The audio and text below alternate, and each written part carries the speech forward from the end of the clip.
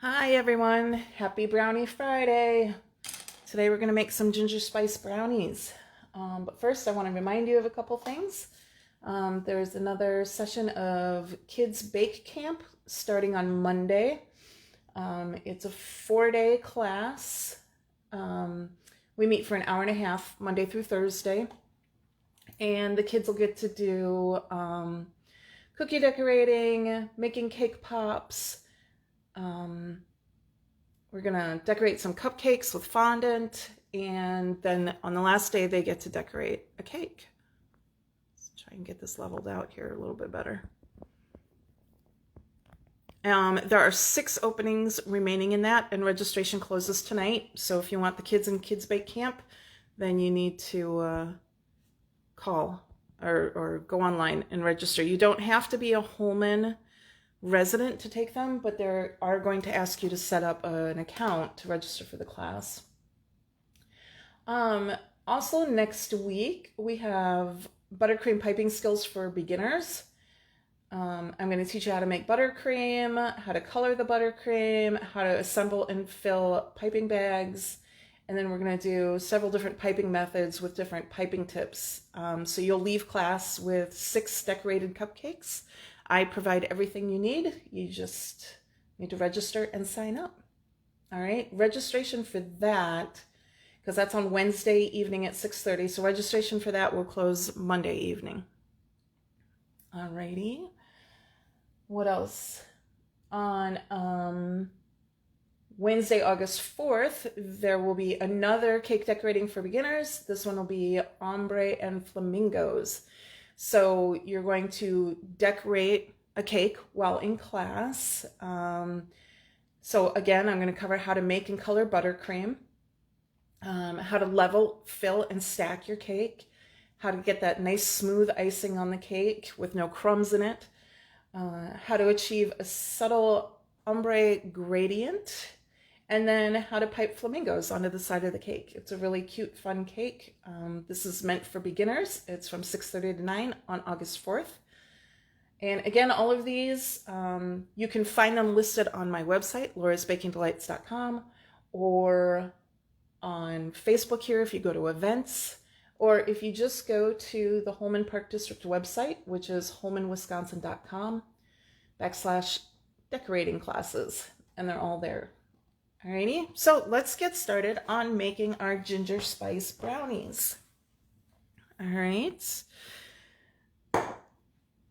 we are going to start out by, okay, this recipe called for ground ginger, and to my surprise, I don't have any ground ginger in my cabinet right now, so we're using fresh ginger.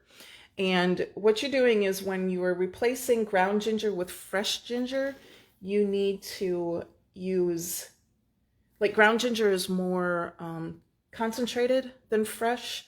So for every 1/4 teaspoon of ground ginger you were supposed to use, you want to use 1 teaspoon of fresh ginger. So for this recipe, we need 2 teaspoons. So this is a hunk of fresh ginger, and I peeled off the skin. I've heard it's optional to do that, but I've always peeled it off. So old habits die hard, right? All right, and my microplaner. The best way to store ginger is in your freezer, wrapped in plastic wrap.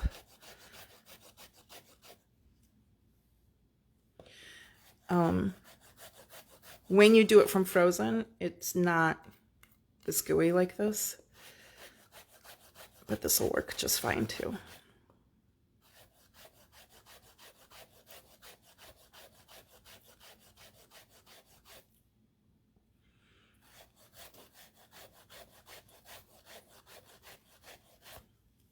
Okay. All right, we have our brownie mix here. And we're just making this per box instructions. So 2 tablespoons of water, 1/2 cup of oil, and then 2 large eggs.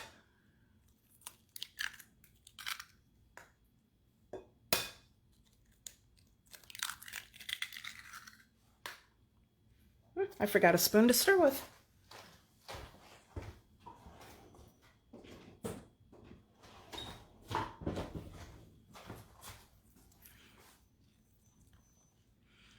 And actually, before I completely mix this, I'm going to go ahead and add that ground ginger in.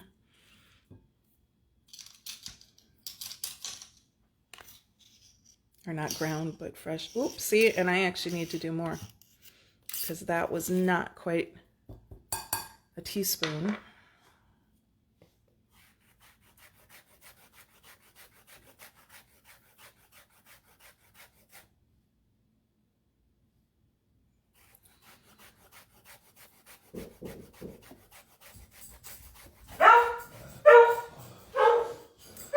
I apologize, somebody knocked on the door, which set Jasper off. Jasper!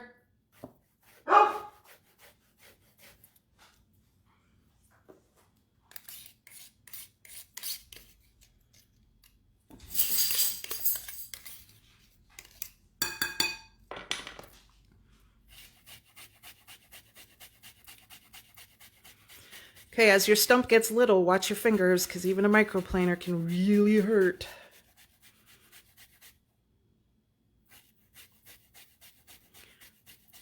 And to be honest with you, that's one of the reasons I don't have gloves on right now, is because the gloves seem to give me a false sense of security. And I too often have caught my thumb on the microplaner or grater when I have gloves on. But don't worry, I'm all washed up, right? Okay, so, because I want to get that mixed in evenly throughout there.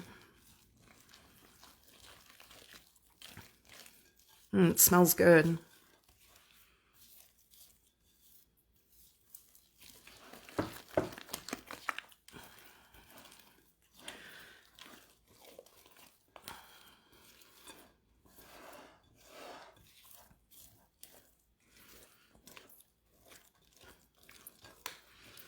All right, that's good for now. Now we need, let's read the right recipe here, 1/2 cup of chopped crystallized ginger. So here's how I found my crystallized ginger.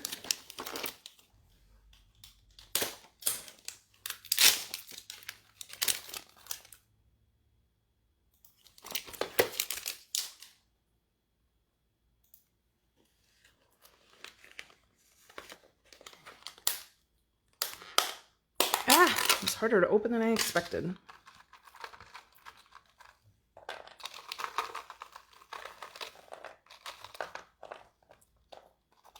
Okay, and we need to coarsely chop this.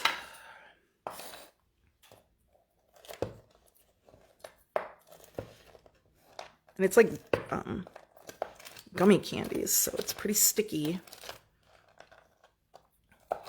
And it's gonna gum up the blade of your knife.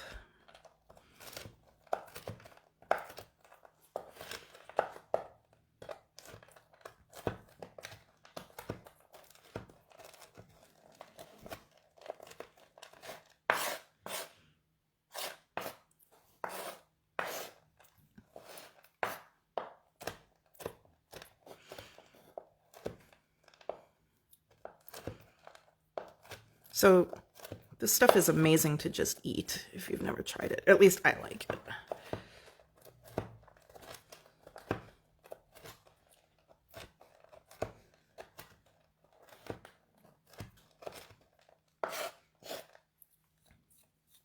So I don't know if you guys have been following my page this week or not, but I decided it was going to be cookie week here at Laura's Baking Delights. And so I made about,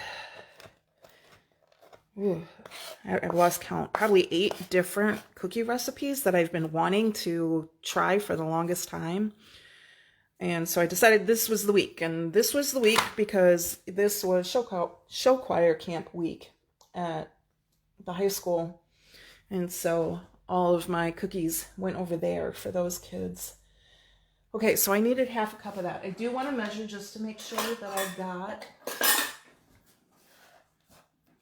a half cup, because I seem to be underestimating visually. So let's check.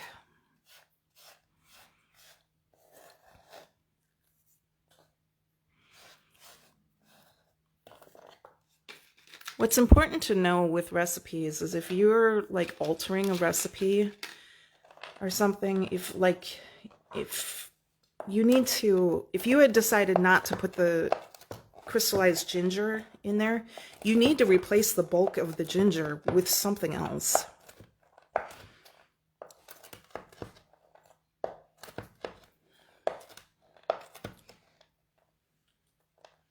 It's especially true in cookies, as I've learned this week.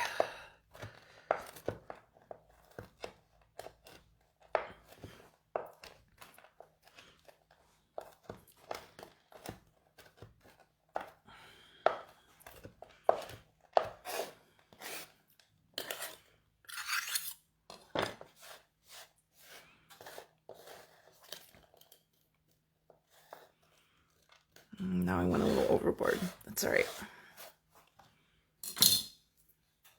All right, and in it goes. I'll just check my recipe here. Oop, the other thing we need is 2 tablespoons of molasses. Molasses is sticky stuff, so don't spill it.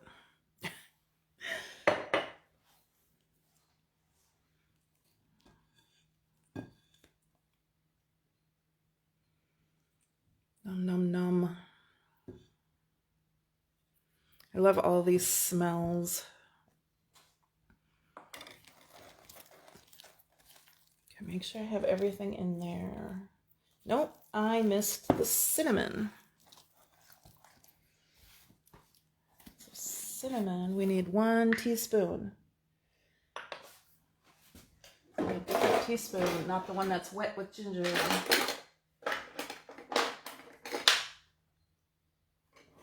This is a half teaspoon, so we're going to do 2 of those. Yeah, it's a half.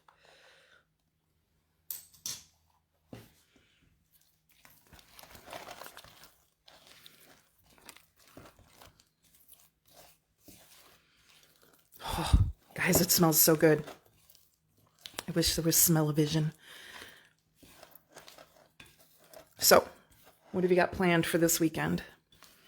Should come as no surprise to you that I'm going camping again this weekend. Going to see my brother and my sister-in-law, and we're going tubing. So that'll be a good time. All right. Now we're going to pour that into our brownie pan. So my oven is already set at 350 degrees.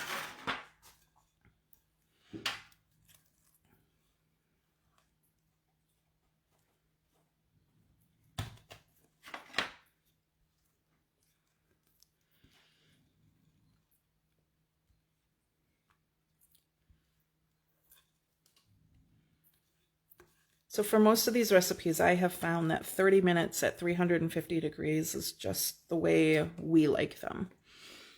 Okay. If you like yours more gooey in the center, you won't want to cook them as long.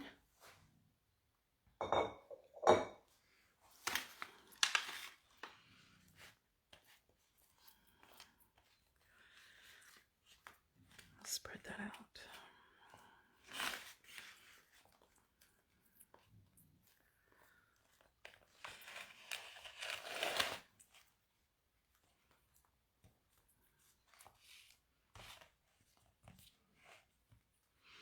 All right, and in the oven that goes for 30 minutes. Let me go do that. I'll be right back. Okay, I tap it down like that to try and get more of an even surface. Be right back.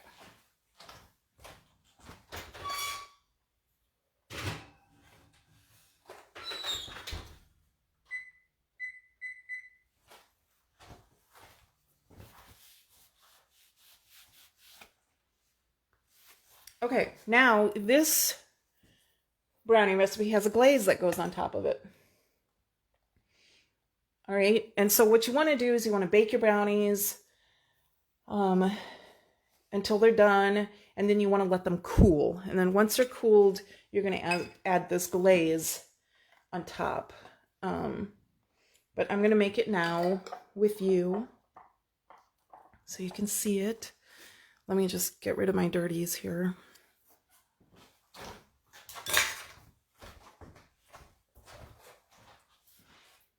So the glaze is super easy. We're just going to do 3/4 cup of confectioner's sugar or powdered sugar. Same thing.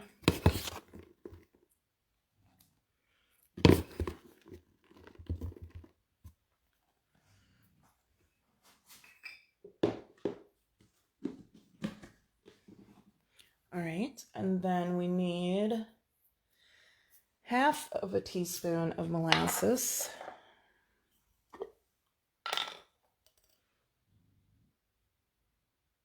That's a tablespoon. No, that's what I want, 1/2 tablespoon.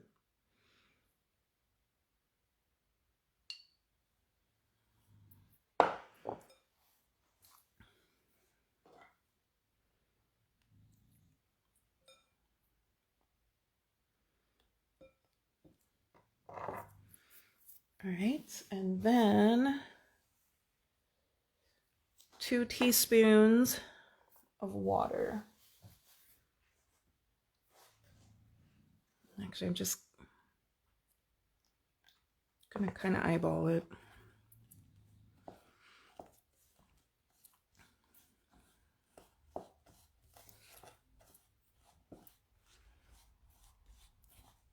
Okay, so that, gonna need a little more water. Add it gradually because it doesn't take much.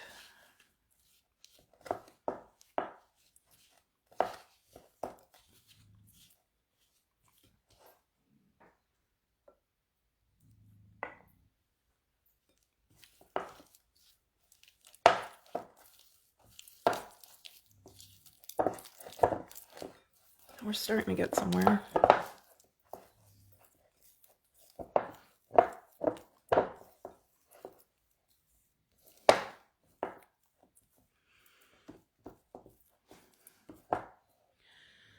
I want that a little thinner.